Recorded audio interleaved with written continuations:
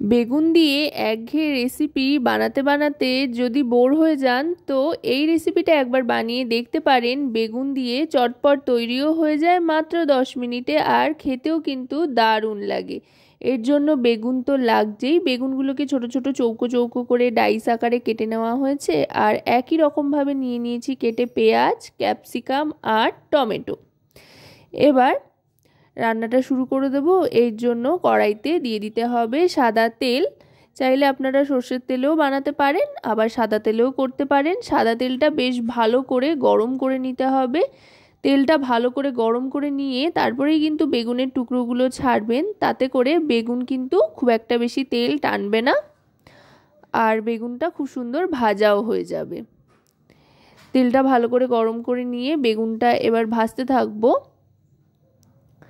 বেগুনটা কিন্তু একটু সময় নিয়ে ভাজতে হবে, একটু লালচে রং আসা পর্যন্ত আর নরম হয়ে আসা পর্যন্ত কিন্তু বেগুনটা ভাজতে থাকতে হবে। গ্যাসের ফ্লেমটা কিন্তু বেগুনটা দেওয়ার পর হাই থেকে মিডিয়ামে করে নেব। এবার দেখুন বেগুনগুলো কিন্তু অনেকটাই নরম হয়ে এসছে। এবার এর মধ্যে দিয়ে দিচ্ছি হলুদ গুঁড়ো, এতে করে খুব সুন্দর একটা রং আসবে। অনেকটা বেগুন ছিল, ভাজার পর দেখুন অনেকটাই কিন্তু চুপসে এসছে, মজে এসছে। এবার বেগুনগুলো ভাজা হয়ে গিয়েছে, বেগুনটা তুলে নিচ্ছি। তেলটা ঝরিয়ে দেখুন অনেকটা তেলই কিন্তু রয়ে গিয়েছে, পুরো তেলটা কিন্তু টেনে নেয়নি, যেহেতু তেলটাকে ভালো করে গরম করে নিয়েছিলাম সেই জন্য। এবার এই তেলের মধ্যেই দিয়ে দিচ্ছি ডুমো ডুমো করে কেটে রাখা পেঁয়াজটা। পেঁয়াজটা দিয়ে এবার ভালো করে ভেজে নেব। পেঁয়াজটা ভাজতে ভাজতে এবার এর মধ্যে দিয়ে দিচ্ছি রসুনের কিমা। আপনারা কিন্তু চাইলে রেসিপিটা নিরামিষভাবেও বানাতে পারেন, আবার পেঁয়াজ রসুন ব্যবহার করেও বানাতে পারেন। যে কোনোভাবে বানালেই কিন্তু দারুণ লাগে খেতে। এবার ক্যাপসিকামটা দিয়ে দিলাম।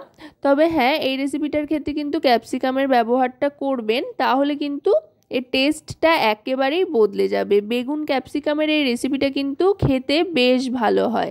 এবার দিয়ে দিলাম টমেটোর টুকরো আর কাঁচা লঙ্কা কুচি। এবার ভালো করে সমস্তটা ভেজে নেব। আমি এখানে বেশ অনেকটা পরিমাণে যেহেতু কাঁচা লঙ্কা দিয়েছি, তাই বেশ ঝাল ঝাল হবে। আপনারা যতটা ঝাল খাবেন সেই বুঝে কিন্তু লঙ্কার পরিমাণটা কম বেশি করে নিতে পারেন। এবার দিয়ে দিলাম এতে কাশ্মীরি রেড চিলি পাউডার, এতে করে খুব সুন্দর একটা রং আসবে। 1 টিস্পুন পরিমাণে দিয়ে দিয়েছি। এবার দিয়ে দিচ্ছি পরিমাণ মতো লবণ, আর এবার দিয়ে দেব 1 টিস্পুন পরিমাণে হলুদ গুঁড়ো। এবার নুন, হলুদ আর লঙ্কার গুঁড়োর সাথে ভালো করে সবজিগুলোকে ভেজে নেব বেশ খানিকক্ষণ, একটু নরম হয়ে আসা পর্যন্ত। যেহেতু নুন দিয়েছি তাই চটপট কিন্তু নরম হয়ে যাবে সবজিগুলো। আশা করব রেসিপিটি আপনাদের ভালো লাগবে। ভালো লাগলে অবশ্যই রান্নাবাটি চ্যানেলটিকে সাবস্ক্রাইব করে লাইক, শেয়ার, কমেন্টের মাধ্যমে আমাদের পাশে থাকবেন, আর পাশে থাকা বেল আইকনটি অন করে দেবেন সবার আগে সমস্ত রকম নতুন রান্নার ভিডিও পাওয়ার জন্য। একটু ঢাকা দিয়ে নিলাম, এতে করে এই সবজিগুলো একটু নরম হয়ে আসবে আর একটু জলও ছাড়বে। এই সময় কিন্তু গ্যাসের ফ্লেমটাকে মিডিয়াম টু লোতে রাখতে হবে।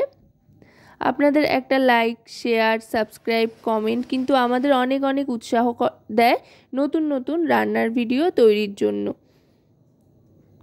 দেখুন এগুলো কিন্তু একেবারে নরম হয়ে এসছে, আর টমেটোটা কিন্তু একেবারে গলে গিয়েছে। এখন দিয়ে দেব টক দই।